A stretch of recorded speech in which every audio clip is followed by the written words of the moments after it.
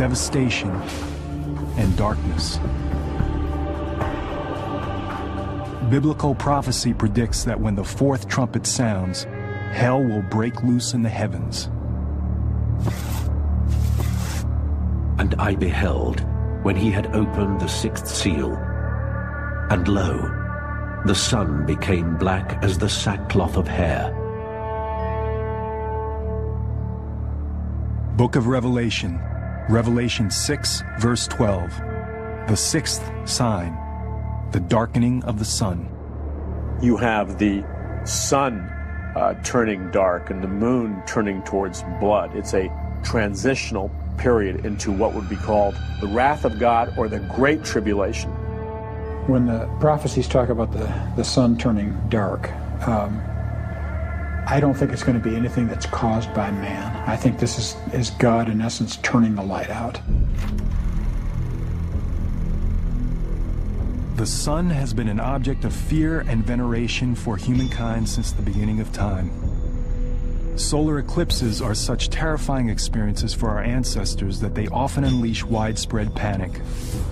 But the dire predictions of this sign warn of something more than the temporary effects of an eclipse. Could the sixth sign mean that our sun might be darkened permanently? Could we plunge into a cosmic darkness so devastating that it would be interpreted by many as an act of God or a sign of the apocalypse? Surprisingly, scientists say that the possibility does exist. And ironically, a planet-wide darkness could start with the brightest light in the universe. Gamma ray is a part of the electromagnetic spectrum. It's basically light. Gamma rays are created by electromagnetic radiation and are emitted during radioactive decay. If normal light is like a feather hitting you on the cheek, a gamma ray is like a bullet. A single gamma ray photon has 1 billion times the energy of a visible light photon. That's what makes them dangerous. If they impact a cell, they can disrupt the cell. If they impact DNA, they can actually shatter or alter the DNA molecule. While gamma rays were discovered over a century ago, we are only now just starting to learn how deadly they can be. As Dr. Neil Garrels explains, the big breakthrough in gamma ray research comes during the Cold War. Nuclear weapons produce flashes of gamma rays. And in 1962, President Kennedy signed the Nuclear Test Ban Treaty with the Soviets. And this treaty outlawed testing of nuclear weapons above the Earth's atmosphere. The United States built a series of satellites to monitor this treaty. So these satellites had gamma ray detectors on them. And lo and behold, they actually discovered flashes of gamma rays. But the gamma rays are not coming from Russia. Multiple satellites would see the flash at the same time, and it wasn't coming from the Earth. It was coming from deep space. When scientists finally locate the source of these rays, they discover one of the largest explosions in the universe, the gamma ray burst. Gamma ray bursts are second really only to the Big Bang as far as energy output. As far as we know, there are no bigger explosions in the universe. It's caused by a supernova, a very massive star that explodes. The inner part of the star collapses down and it forms a black hole right at the center. And what happens is it focuses twin beams of energy that shoot out in opposite directions from the black hole itself. They're like cosmic blowtorches, death rays. These things scream out at the speed of light, and the energy that is packed into these beams is staggering. It's unimaginable. In roughly 10 seconds, these two tightly focused beams transmit more energy than our sun will emit over its entire 15 billion year lifespan. There are almost 1 million of these going off every day. This is happening all the time. You can talk about asteroid impacts, you can talk about solar flares, you can talk about black holes passing through the solar system. But I think pound for pound, you don't get anything more terrifying than a gamma ray burst. Anything within 1,000 light years that lies in the path of gamma ray beams is simply vaporized. Fortunately, there are no stars close enough to vaporize our planet. but the radiation from a gamma ray burst even several thousand light years away can still devastate the Earth. In fact, there's evidence that our planet may have already been hit. Several 100 million years ago, back when the trilobites were the kings of the earth, these little crab-like guys that were swimming around in the ocean, it's possible that a gamma ray burst actually went off close enough to the earth to wipe out these trilobites and a lot of life on the earth. This was one of the biggest mass extinctions. It was even bigger than the one that wiped out the dinosaurs. A nearby gamma ray burst will clearly pose a danger to life on our planet. But according to prophecy, the sun and moon will be darkened. How can this blinding flash of light send our world into darkness? The answer lies 8,000 light years away. The star is called WR104. It's a funny name, but that's what we call it. And it's close enough to hurt us, and it may be aimed at us. It's reaching the end of its lifetime, and it could, any year, blow up. So what will happen if this distant star explodes? You would have literally no warning, because gamma rays themselves are light.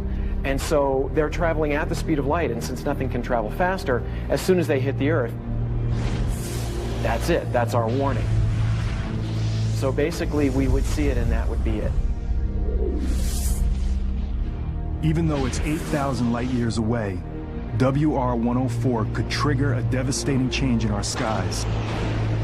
Strangely enough, it's this massive blast of light that could plunge us into the darkness foretold by the 7 signs.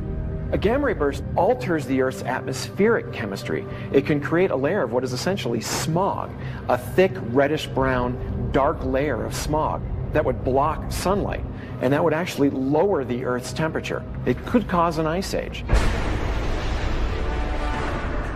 Photosynthesis will be interrupted. Plants across the globe will die.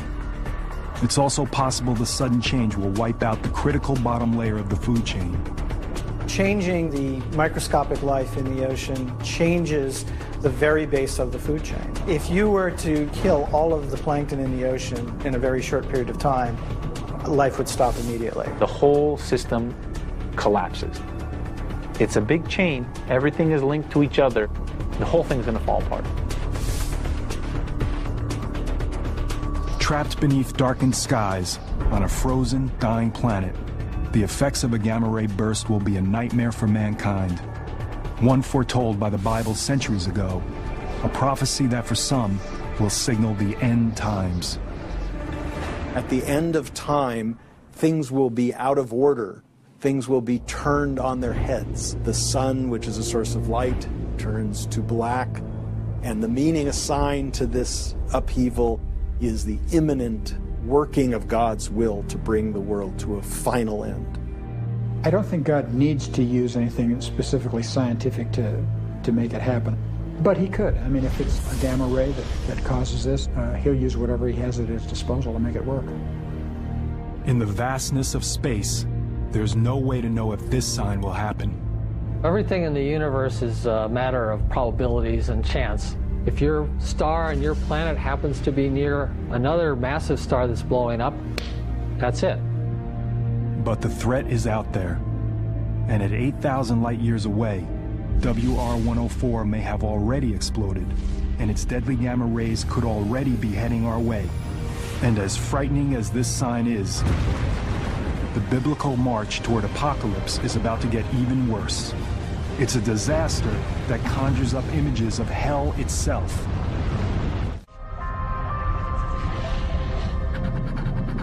Scientists at Yellowstone take measurements. Something strange is happening. Could it be the site of a future biblical disaster? Could it be part of the 7 signs? And the second angel sounded, and as it were, a great mountain was cast into the sea. In the second trumpet judgment, it talks about a great mountain falling into the ocean. That could be an asteroid, but it uses the term mountain, and then it uses the term fire. A mountain bursting out of the ocean, erupting with fire. It's one of the most dangerous and destructive forces on Earth. Could one of the 7 signs be a volcano? A look back at ancient history provides a clue. The images of fire and brimstone that define hell were inspired by the flaming magma and sulfuric gas emitted by volcanoes. Like many violent natural events, volcanic eruptions are seen by our Christian ancestors as the result of God's wrath. Mount Vesuvius erupts in 79 AD. During the same period, John of Patmos writes the book of Revelation. The eruption buries the Roman city of Pompeii. Hot volcanic ash entombs thousands of victims for all time, frozen in their final agony. Many early Christians view this as God's punishment of the pagan Roman Empire, exacted for persecuting their Christian brethren.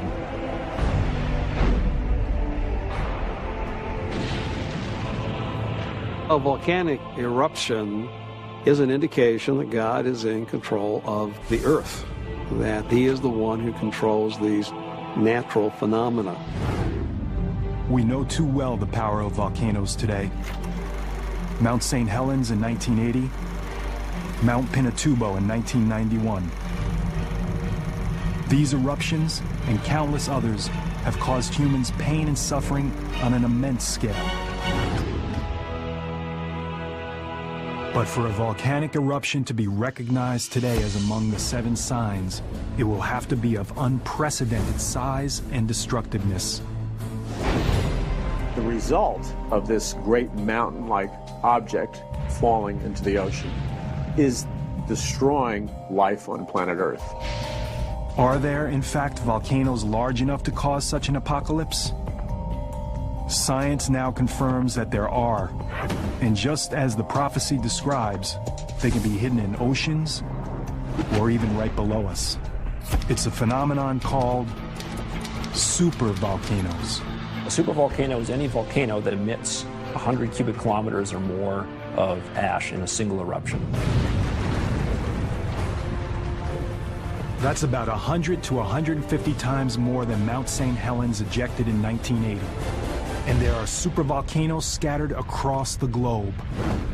Taupo in New Zealand, a popular fishing resort on the North Island. Santorini in the Aegean. The Campi Flegrei, just west of Naples, where several 100,000 people live. There are at least 8 supervolcanoes around the world. But they're hard to find, since they usually don't take the form of a mountain. Most volcanoes, when they erupt explosively, leave a crater, a violent expulsion of magma that blows its roof off. When a very large eruption occurs, it leaves something called a caldera, which is a much more structured, bowl-shaped depression that has relatively steep walls. It's typically tens of kilometers across, and it forms by a settling of the roof rocks down into what used to be the magma chamber. There are several supervolcano calderas within the United States. One of the most beautiful sights may also pose the greatest threat of devastation. Yellowstone is a large volcanic crater measuring 35 by 45 miles. It's just shocking to imagine a single eruption that would evacuate so much magma and create a valley where there was nothing. But that's exactly what happened at Yellowstone. More than once. Yellowstone has had 3 very big eruptions that were hundreds of cubic kilometers or more. The most recent of them happened 640,000 years ago. We know that Yellowstone has erupted in the past. We know it could erupt again in the future. The question is when. Yellowstone Plateau is rising at a rate of about 0.6 of an inch, a little bit more than ½ an inch a year. This is a product of molten rock beneath that plateau. We just don't have enough data to say what the probability is of this culminating in a big eruption. The data scientists do have indicates that an eruption of the Yellowstone supervolcano isn't likely, at least not for a few thousand years. But scientific data doesn't sway true believers in the 7 signs prophecy. When it comes to science and the scripture, I have never seen anything, when you really examine it, that science can disprove the scripture. However, believers examining the prophecy and scientists investigating the data do agree on one thing. If a supervolcano does erupt, our prospects will be bleak. The first thing that would happen would be a series of minor eruptions. They don't erupt simultaneously around the entire circumference of the caldera. Instead, they punch a single hole through the edge of the caldera, and then they unzip the caldera rim by migrating that eruption center around its circumference. Once this happens, the entire floor of the Yellowstone caldera will collapse. That will blast a gigantic column of scalding volcanic gas and ash up to 20 kilometers high into the atmosphere. That cloud collapses in places and produces a ground-hugging mass of hot ash that runs perhaps several hundred miles down river valleys.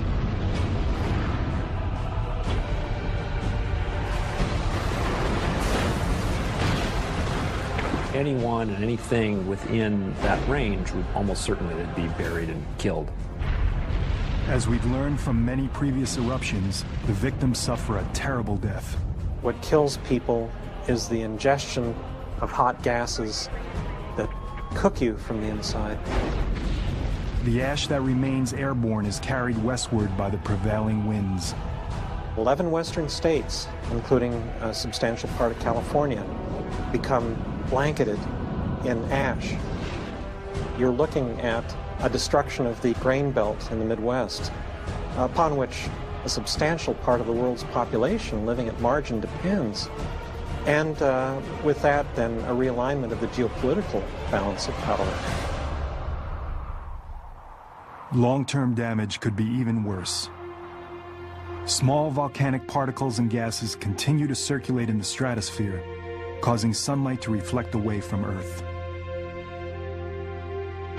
Volcanic winter sets in, very much like the impact winter caused by a large asteroid impact.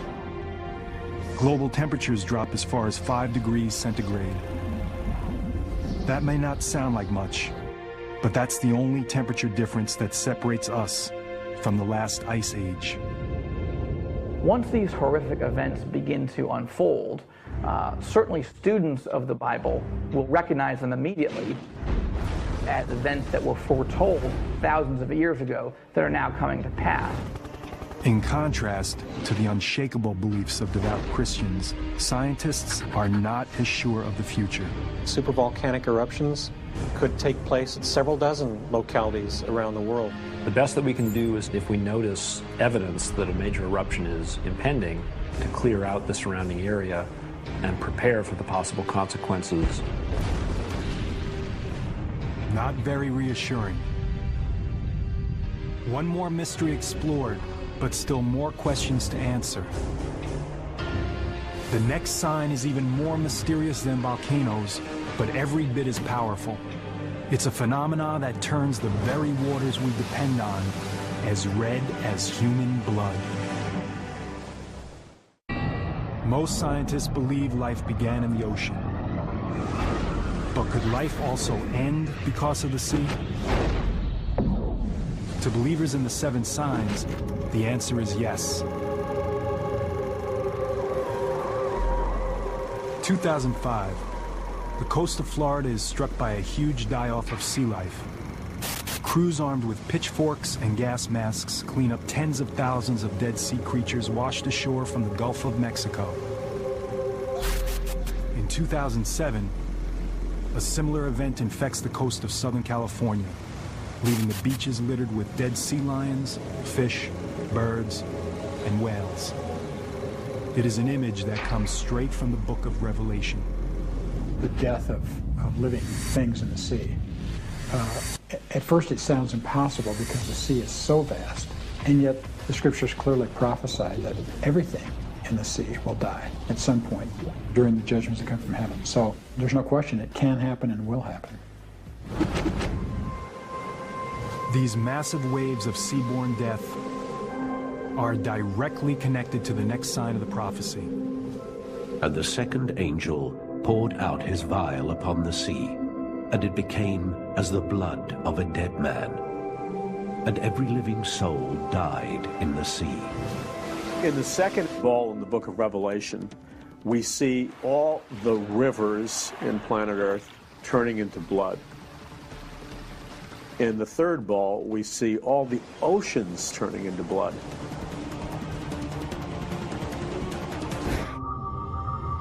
A wrathful God transforming the waters into blood is a recurring event in the Bible. But what does it mean? God turns the water to blood, and it causes the fish to die, and it means you can't drink it and sustain life with water. So the idea that blood, which is supposed to be confined in the veins of living creatures, is now in oceans and rivers, is a symbol of the dislocation, the upheaval, the catastrophe that God is willing to bring on the world when he is displeased. And it happened in Egypt, according to the Hebrew Bible. It will happen at the end of days, according to the book of Revelation. Throughout biblical times, blood has a very powerful symbolic meaning.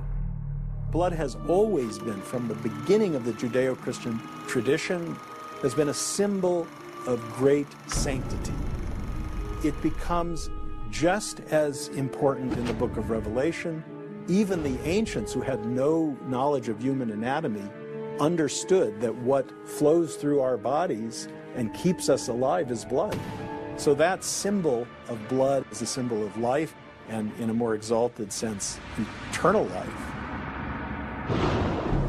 Blood can also be a powerful symbol of death. For centuries, water turning into blood is seen symbolically, but now science offers a different perspective. Can there be scientific truth to water turning blood red? For reasons that remain mysterious for centuries, the oceans and places along the world's coastlines sometimes turn a blood-like shade of red. When this happens, beaches become littered with dead sea life. Everything from minnows to whales perish and are washed ashore.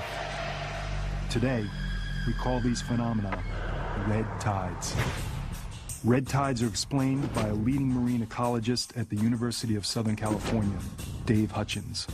Red tide is a common name for a group of single-celled algae that live in coastal water and produce toxins. They produce large blooms that can be really damaging. Some of the organisms that make these blooms actually have a reddish coloration, and when there's enough of them, they can make the water turn literally red, like blood. In fact, the book of Revelation is written on a small island in the Aegean Sea.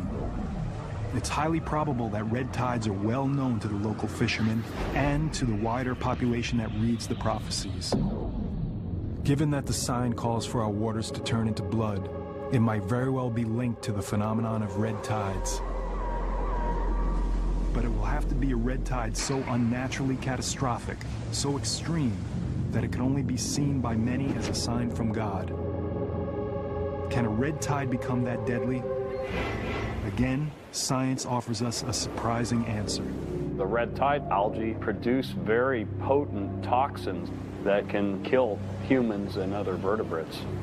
And they can literally do the same types of damage that a nerve gas would do. The big culprits are shellfish, filter-feeding shellfish, clams of any variety, and mussels. These are organisms that basically sit there and they pump water through a very, very fine mesh, and they collect algae in their stomachs. Most of the poisonings that come from algal toxins have the name shellfish poisoning in them. So there's amnesic shellfish poisoning, which causes loss of short-term memory. There's paralytic shellfish poisoning, which causes paralysis. There is neurologic shellfish poisoning, which has respiratory effects.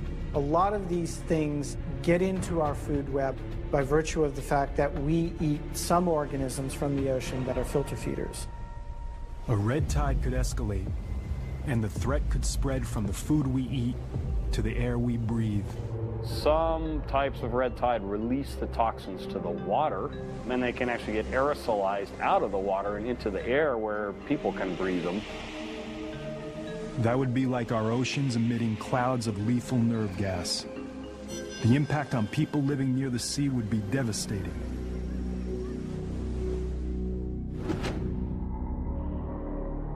If a gigantic red tide strikes all the oceans at once, a vast majority of sea life on Earth will die, as will the people that eat and breathe the toxins the red tides produce.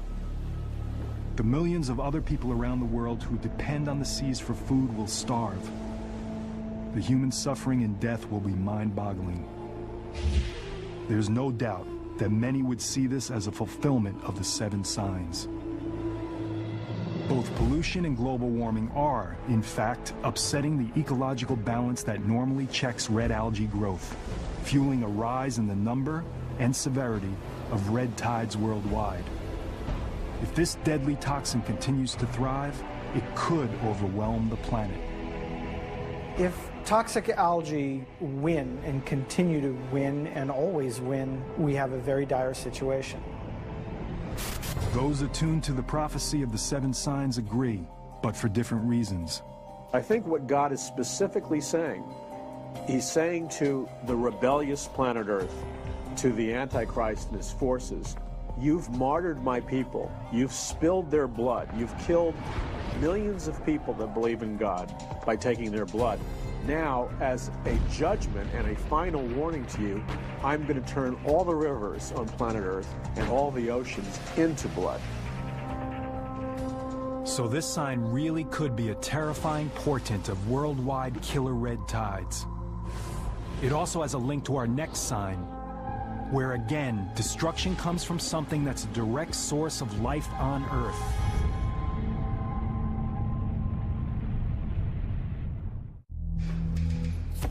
Monstrous earthquakes, devastating plague, dying oceans colored red. All are foretold in Revelation, and all have been witnessed on Earth. These calamities have yet to bring about the end of the world, but are they signposts, warnings that far worse is to come? Evidence seems to be mounting that another sign is unfolding. 1997. The Canadian Arctic, 100 miles from the nearest city. A field researcher begins to notice something alarming. The changes that I saw unfolding in the Arctic were much too large, much too persistent to be explained away as just natural variations in climate. There was something else at work there. This is real, and it's now. Giant ice sheets the size of Rhode Island cleave off Antarctica. Hurricanes rage with unimaginable intensity in the Atlantic. Cyclones bring death to hundreds of thousands in Asia. Droughts decimate gigantic regions of the world, and species are driven to extinction at rates never seen before. Could all these calamities be connected to one sign? Revelation tells us the 7 seals bring forth 7 trumpets, and the blaring of the 7th trumpet summons 7 bowls. And with the 4th bowl, an angel poured his vial upon the sun, and men were scorched with great heat.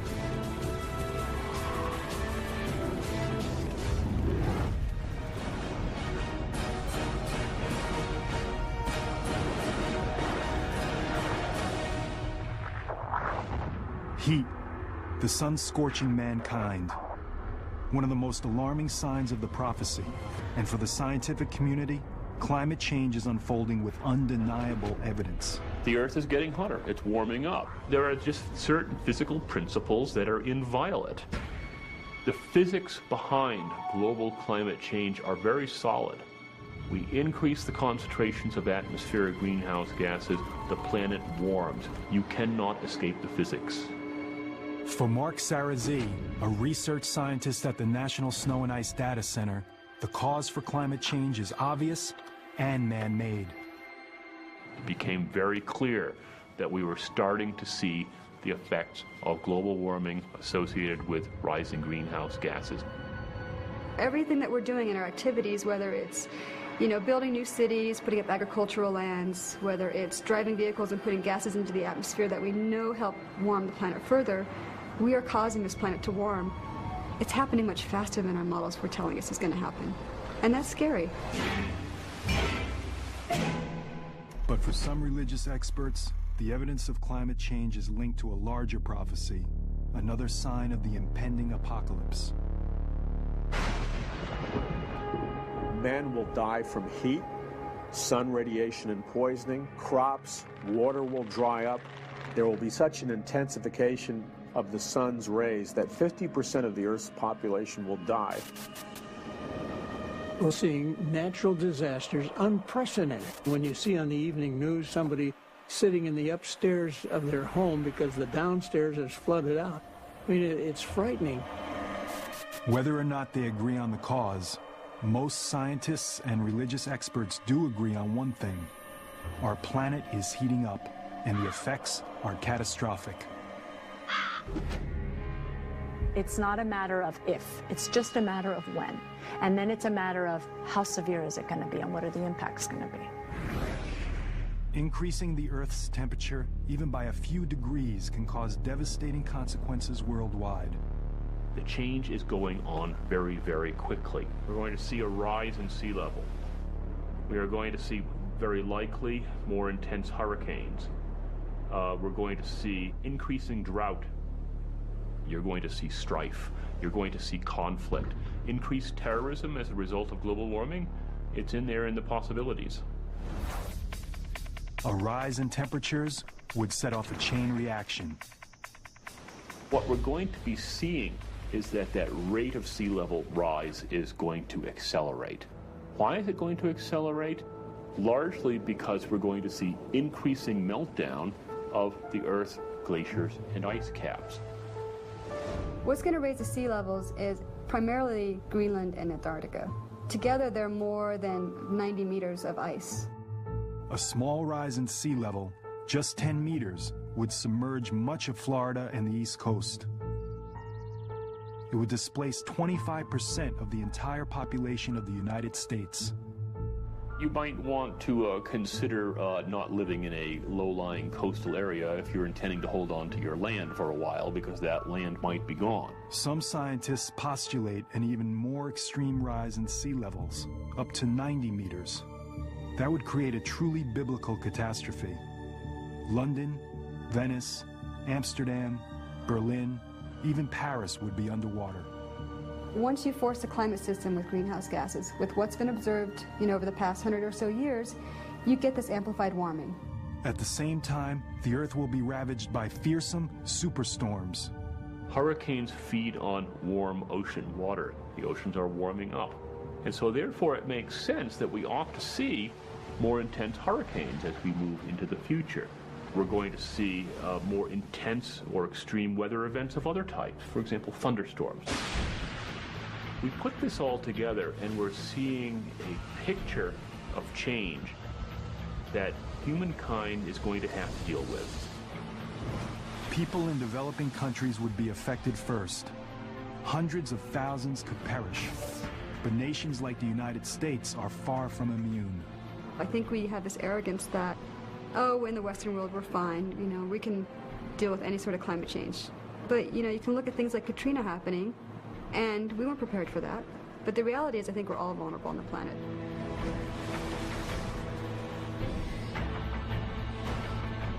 Whether or not we're ready for global warming is a matter of conjecture. But there's no way to prepare for the next sign, a global war that will wipe out most of humanity.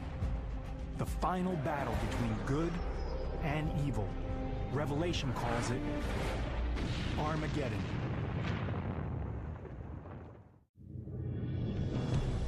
The final mystery of the seven signs is extremely complex. The book of Revelation is full of dreamlike symbolic imagery and hidden clues. Bible prophecy is really advanced intelligence from the mind of an all-knowing, all-seeing God. Just like intelligence at the CIA, where you have a little piece of information from one source and a little piece from another, and you have to put it together and connect the dots, Bible prophecy is this way also. Another factor adding to the complexity of the 7 signs is that there are more than 7 disasters contained within the 7 signs. We've got 3 sets of 7 judgments. 7 seems to be the perfect number. It's referred to the number that relates to God, as opposed to the Antichrist, whose number is 666. There is more than one interpretation of the prophecy, which is why others have abused it to mislead followers to their own deaths. Even some religious scholars are unsure about the exact interpretation of the 7 signs. Whether these things are literal or somewhat symbolic, I think we'll just have to wait and see. We've had plagues, we've had famines previously in human history, so whether these are the exact things that God is bringing about in this age to prepare for this generation, having these judgments, that is just something that we can't speculate on. But one thing that is clear is the climactic judgment in the book of Revelation. The final sign, Armageddon. And I saw the beast, and the kings of the earth and their armies gathered together to make war against him and against his army. According to Revelation, the first horseman of the apocalypse reappears, the Antichrist. He has come to confront Jesus himself. It is the final battle between God and Satan. Good versus evil. This war is just horrific in its magnitude. All the nations of the earth will converge at that moment. Armageddon refers to a specific location. In the nation of Israel, there is a mountain called Har Megiddo, which means the mountain of Megiddo. And there have been 21 battles for control of that spot. Nations and empires have fought time and time again. The prophecy of Armageddon has left its mark on history. Some of those battles are fought by crusaders from the 11th through the 13th century. Many of these Christian warriors believe they are, in fact, fulfilling the violent prophecy of the 7 signs. The Crusades were literally seen as a working out of the prophecies of Revelation, because they were armies under the cross of Christ, moving into the Holy Land, the site of the Battle of Armageddon, and doing battle with infidel armies who they saw as diabolical. To this day, the Armageddon prophecy continues to exert a powerful hold on people's imaginations. Some of the more knowledgeable believers in the prophecy think we could be on the verge of Armageddon today. We live in a brutal, chaotic world, so much so that with weapons of mass destruction available and rogue individuals and nations and terrorists and so on, people are afraid that maybe this could be the end. To believers, the looming threat of nuclear war has always been tied to the concept of Armageddon. Looking at the nuclear arms buildup, the missing Russian suitcase nukes out of the former Soviet Union, the cataclysmic plagues of biological warfare being stored and manufactured in laboratories. I don't think there's ever been a time in the history of mankind where we have had the technology to literally decimate our world in a matter of weeks or months.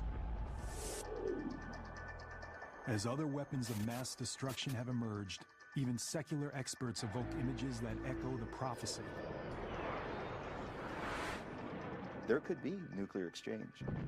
At which point, to protect our own interests, do we get involved with that or not? And if so, at what capacity? Do we launch strike packages to neutralize nuclear threat? Or do we just say, you know, let's just have at it? If the final prophecy culminates in nuclear Armageddon, the end will be similar to those caused by a large asteroid impact or a huge supervolcano eruption.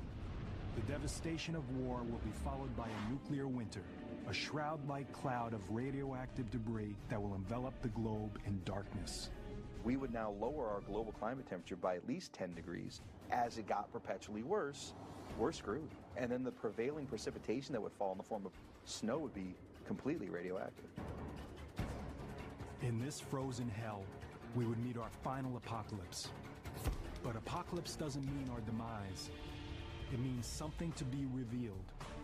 The journey through the 7 signs only appears to be an unending litany of death and destruction. Starting with the 4 horsemen of the apocalypse, progressing to a mounting crescendo of horrific disasters, culminating with a final battle that could destroy everything on the planet. But to believers in the prophecy, the 7 signs are not a countdown to the end of time. The signs signal a new beginning, a startling and symbolic wake-up call. The purpose is to grab a rebellious mankind's attention in an effort to bring mankind back to himself.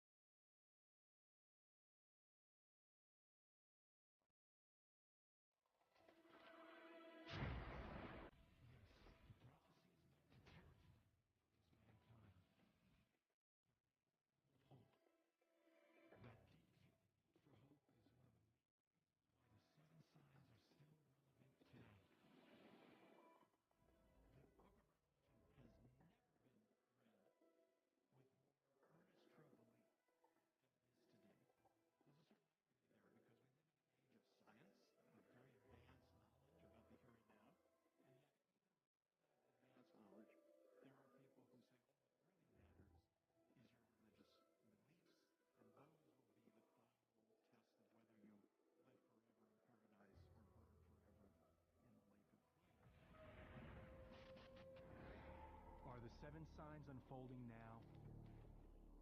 Despite all the evidence, it's still impossible to tell for sure. But there's one thing that can be said. The prophecy is every bit as powerful now as it was the very day it